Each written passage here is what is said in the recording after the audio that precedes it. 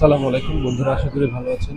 আজকে দ্বিতীয় লকডাউনের দিনে ঢাকা শহরের চিত্র দেখাবো। তো এখন বাজে 9টা। এই মুহূর্তে আসলে ঢাকা সিটির কি অবস্থা সেটা দেখানোর জন্য আমি বের হয়েছি। তো আমি মূলত বের হয়েছি ঢাকার রামপুরা উলন থেকে। এখন আপনারা দেখতে পাচ্ছেন রাস্তা অনেকটা খালি। অবশ্যই এটা মেইন রোড নয়, এটা লোকাল রোড উলনে, অনেকটাই খালি। তো আমরা হাঁটতে হাঁটতে হাতিরঝিলের দিকে যাব এবং দেখতে পাবো হাতিরঝিলে আসলে গাড়ির চাপ কেমন আছে বা সেই কর্মসূচির কোনো প্রভাব পড়েছে কিনা। এরপর আস্তে আস্তে আমরা সেখান থেকে গুলশানের দিকে চলে যাব এবং দেখবো আসলে সেখানের পরিস্থিতি কি। তো চলুন আমরা এগিয়ে যাই এবং দেখি সামনে কি ধরনের পরিস্থিতি আমাদের জন্য অপেক্ষা করছে। কোনো সাধারণ পরিস্থিতি নাকি কোনো ভয়াবহ পরিস্থিতি অপেক্ষা করছে বাইরে। তো বন্ধুরা, আমরা হাঁটতে হাঁটতে হাতিরঝিলের কাছাকাছি চলে আসছি। আমরা এখন হাতিরঝিলে উঠবো। তো আমরা এখান থেকে সাউন্ড শুনতে পাচ্ছি, সামনে গাড়িগুলোকে যেতে দেখতে পাচ্ছি। পরিবেশ অনেকটাই স্বাভাবিক মনে হচ্ছে।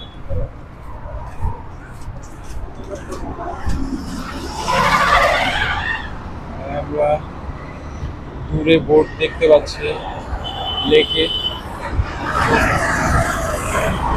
ডানে রামপুরা থেকে গাড়ি আসছে, আসছে, সেগুলা খুব স্বাভাবিকভাবেই আসছে আমরা দেখতে পাচ্ছি। রাস্তায় গাড়ির তেমন কোনো যানজট নেই, মুক্তভাবেই চলাফেরা করছে দেখতে পাচ্ছি। তো আমি এখন গুলশানের উদ্দেশ্যে বেরিয়েছি। তো আমি চেষ্টা করবো পুরো গুলশানকে দেখাবার।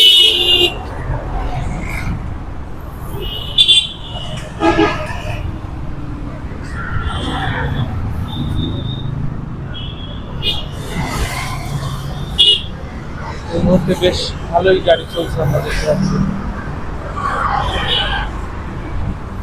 চলুন আমরা এগিয়ে যাই।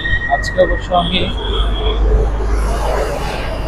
বাসে যাব না, আজকে আমি বাইকও আনিনি। আজকে আমি যাব হচ্ছে বোটে। বোটে গিয়ে আমি গোদারাঘাট যাব, সেখান থেকে আমি গুলশানে যাব। চলুন এগিয়ে যাই আমাদের টিকিট কাউন্টারের দিকে।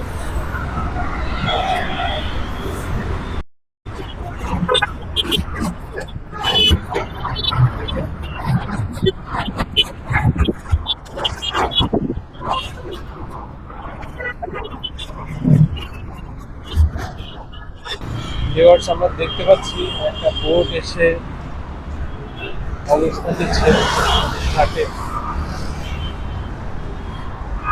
আমি চেষ্টা করব এই বোটে যাওয়ার জন্য। হয়তো এই বোটে সিট নাও পেতে পারি, তাহলে আমি পরবর্তী বোটে যাওয়ার চেষ্টা করব।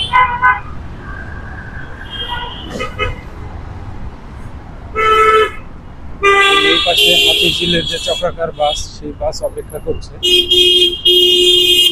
আপনারা দেখতে পাচ্ছেন।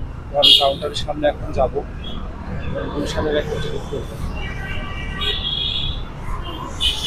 দেখতে পাচ্ছেন লম্বা সিরিয়াল বোর্ডের জন্য মানুষ অপেক্ষা করছে। তারা হচ্ছে কেউ গুলশান যাবে, কেউ কারণ বাজার যাবে, কেউ যাবে পুলিশ প্লাজার দিকে। তো আমি গুলশানের একটা টিকিট করবো।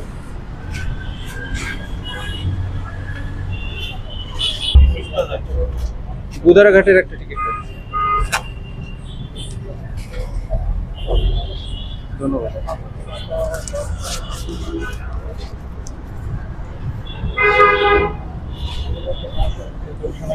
এটা কোথায় যাবে ভাই? গুলশান। তো বন্ধুরা, আমার লাক ভালো, যে জলযানটি দেখিয়েছিলাম সেটা আমি পেয়ে গেছি, উঠতে পারছি। এরপরে আমি আবার রাস্তায় নেমে পরিস্থিতি দেখানোর চেষ্টা করব।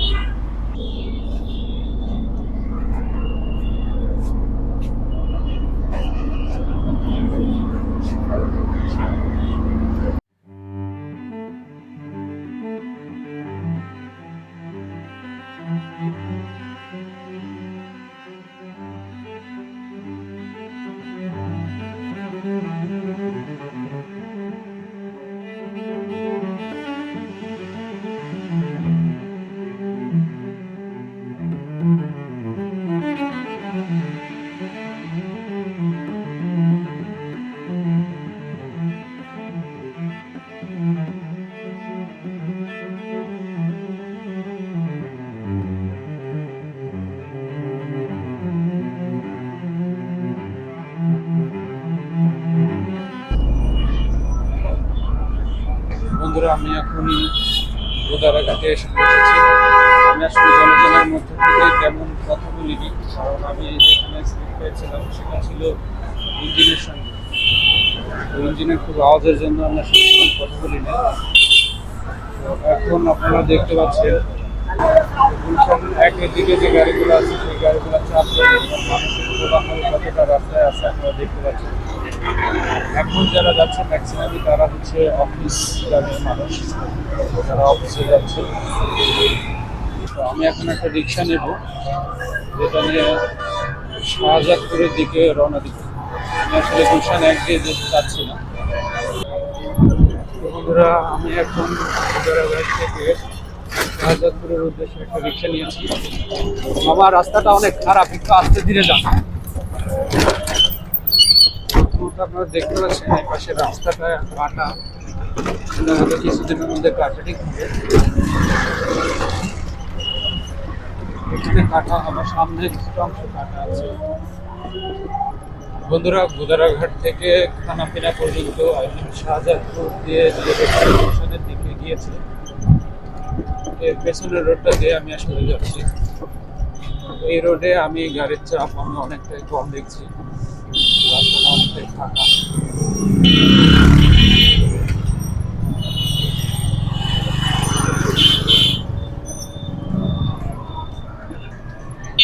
তুলনামূলক ভেতরের রোডগুলো থেকে মেইন রোডগুলোতে জ্যামের পরিমাণটা একটু বেশি, গাড়ির চাপটা একটু বেশি দেখেছি আমি।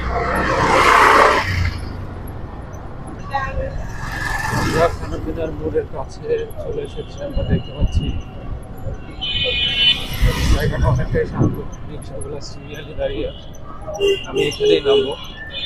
আপনি আমাকে এখানেই নামাই দেন।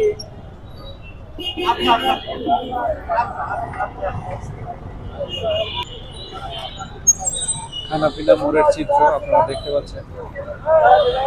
খানাপিনা মোড় থেকে আমি এখন গুলশান 2 এর দিকে এগিয়ে যাব। ব্যক্তিগত গাড়ি, এগুলো প্রাইভেট কার, এই ধরনের গাড়িগুলো কম চলছে। আচ্ছা, এখন গুলশানের দিকে এগিয়ে যাচ্ছি। চলুন আমরা সামনে এগিয়ে দেখি আসলে পরিস্থিতি কেমন। ব্যক্তিগত গাড়ির চাপ এখানে অনেকটাই কম গুলশানে। এখানে আমরা মানবাগ স্কুল কলেজের সাইডে দেখতে পাচ্ছি, এদিকে রাস্তা অনেকটা ফাঁকা। এখন আমি আছি গুলশান 4 নম্বর রোডে।